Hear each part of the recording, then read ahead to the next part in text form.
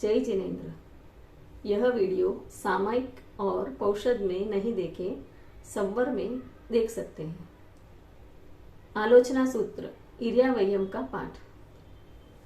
इच्छा कारेण संधिस भगवम इर्यावयम पडिक्मामि इच्छम इच्छामि पडिक्म्यु इर्यावया ए विराहणाय गमणा गमणे पाणक कमणे बीयक कमणे हरियक कमणे ओसा उतेंग पणगदग मट्टी मकड़ा संठाणा संकमणे जेमे जीवाए विराहणाय एकिंद्या बेइंद्या तेइंद्या चौरिंद्या पंचिंद्या अभिया वत्या लेस्या संगाया संगट्या परिया विया किलाम्या उदव्या ठाणा ठाणम संकाम्या जीव्या ओरोया तसम इच्छामि विकड़म।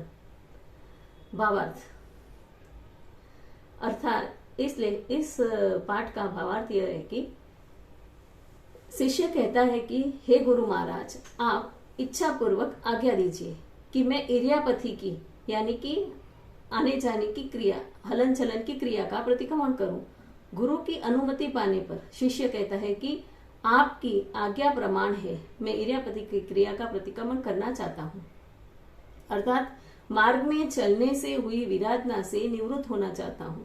मार्ग में आते जाते आते किसी प्राणी को दबाया हो, सचित बीज या हरी वनस्पति को कुचला हो, ओस कीड़ी नगरा 5 वर्ण की लीलन फूलन, सचित जल, सचित मिट्टी और मकड़ी के जालों को रौंदा यानी कि कुचला हो, मैंने किन्हीं जीवों की हिंसा की हो, जैसे एक इंद्रिय वाले पृथ्वी, पानी, अग्नि, वायु और वनस्पति, 2 इंद्रिय वाले शंख, सीप, गंडोल, लट आदि 3 इंद्रिय वाले कंथुआ, जूं, लीख, कीड़ी, खटमल, चींचड़ आदि 4 इंद्रिय वाले मक्खी, मच्छर, भंवरा, बिच्छू, टिंडी, पतंगिया आदि 5 इंद्रिय वाले मनुष्य, तिर्यंच, जलचर, स्थलचर, जलचर यानी कि जल वाले जीव, जल में रहने वाले 5 इंद्रिय वाले जीव, स्थलचर भूमि पर चलने वाले स्थलचर, खेचर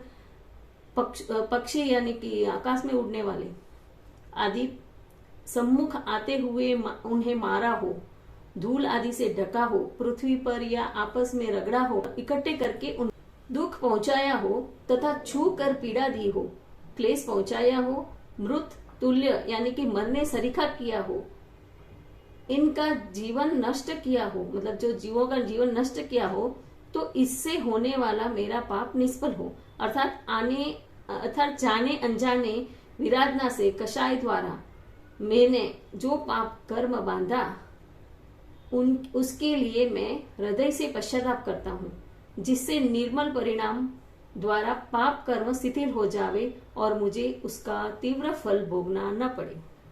यह इच्छा कारणम सूत्र का भावार्थ है। अभी इच्छा कारणम सूत्र के पाठ का प्रश्न उत्तर में पहला प्रश्न है, आलोचना सूत्र यानी कि इच्छा कारणम पाठ क्यों बोला जाता है, इसको आलोचना सूत्र क्यों कहते हैं। उत्तर है, योग यानी कि योग कौन से, मन, वचन और काया, ये 3 योग है। योग की चंचलता, प्रमाद यानी कि असावधानी आदि के कारण आने जाने आदि की क्रिया करते हुए जिन जीवों की विराधना हुई हो, उन सब की आलोचना यानी कि चिंतन करने के लिए यह पाठ बोला जाता है। आलोचना सूत्र को इच्छा कारणम सूत्र क्यों कहते हैं।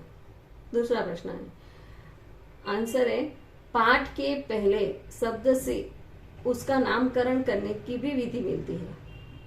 इस पाठ का पहला शब्द इच्छा कारणम होने से इसे इच्छा कारणम का पाठ भी कहते हैं। विराधना किसे कहते हैं, लिए हुए व्रत को दूषित करने वाली प्रवृत्ति को विराधना कहते हैं। विधि के अनुसार आचरण नहीं करना विराधना है। जीवों को किसी भी प्रकार की पीड़ा पहुंचाना भी विराधना है। प्रश्न, इच्छा कारणम में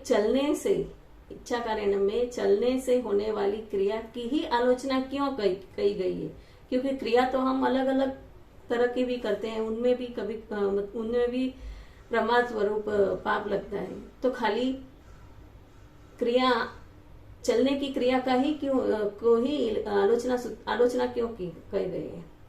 जैसे कि रोटी खाई, इस वाक्य में रोटी का प्रयोग करने पर भी साग, दाल, चावल आदि सभी सम्मिलित है।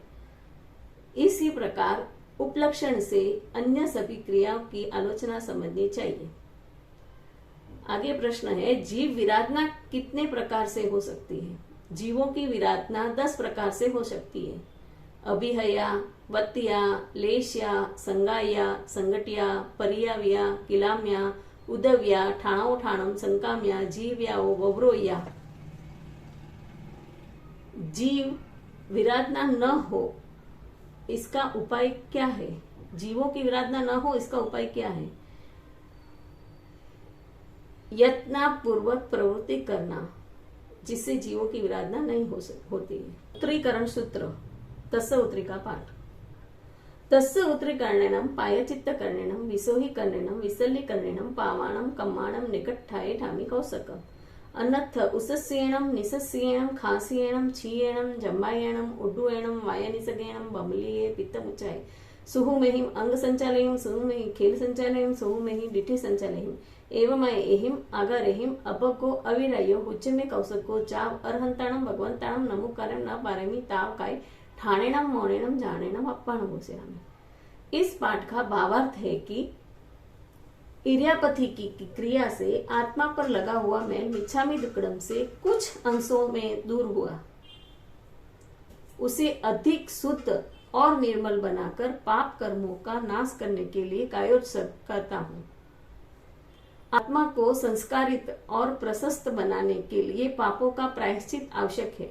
प्रायश्चित के लिए आत्मा शुद्ध होनी चाहिए एवं आत्म शुद्धि के लिए शल्यों यानी कि शल्य 3 प्रकार के हैं, माया, निदान, मिथ्या दर्शन शल्य का दूर होना जरूरी है। शल्यों का दूर होना जरूरी है, इसलिए मैं शल्य दूर करके आत्मा को शुद्ध करता हूँ। फिर प्रायश्चित द्वारा आत्मा को प्रशस्त बनाकर पाप कर्मों का नाश करने के लिए कायोत्सर्ग करता हूँ। कायोत्सर्ग यानी कि कौशक।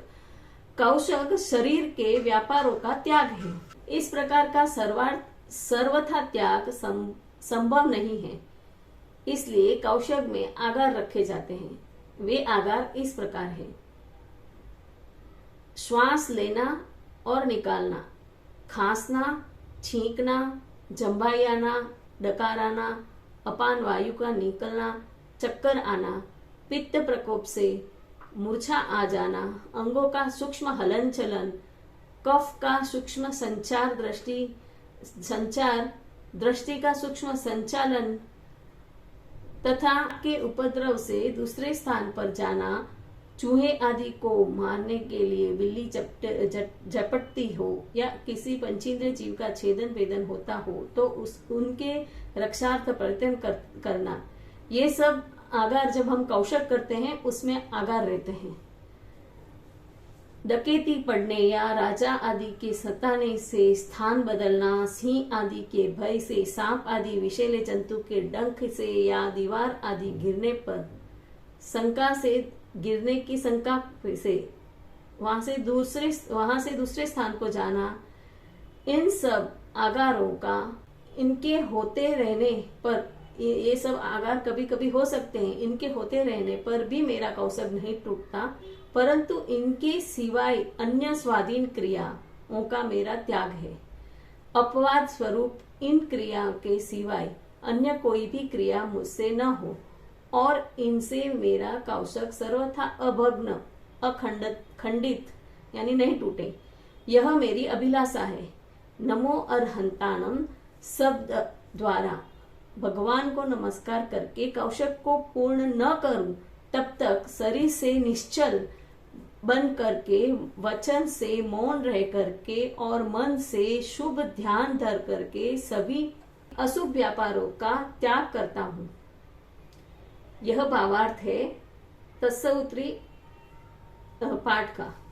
इस पाठ का प्रश्न उत्तर। उत्तरीकरण सूत्र का दूसरा नाम क्या है?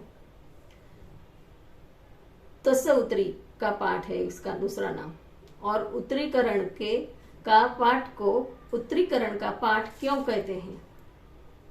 इससे आत्मा को विशेष उत्कृष्ट बनाने के लिए कार्योत्सर्ग मतलब कौशक की प्रतिज्ञा की जाती है इस पाठ से। तीसरा, तस्य उत्तरी का पाठ कब बोला जाता है?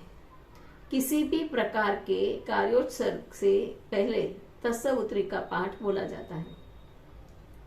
कौशक क्यों किया जाता है? आने जाने आदि की क्रिया से आत्मा पर लगा हुआ कर्म मेल मिच्छा में दुक्कड़म से कुछ अंशों में ही दूर होता है।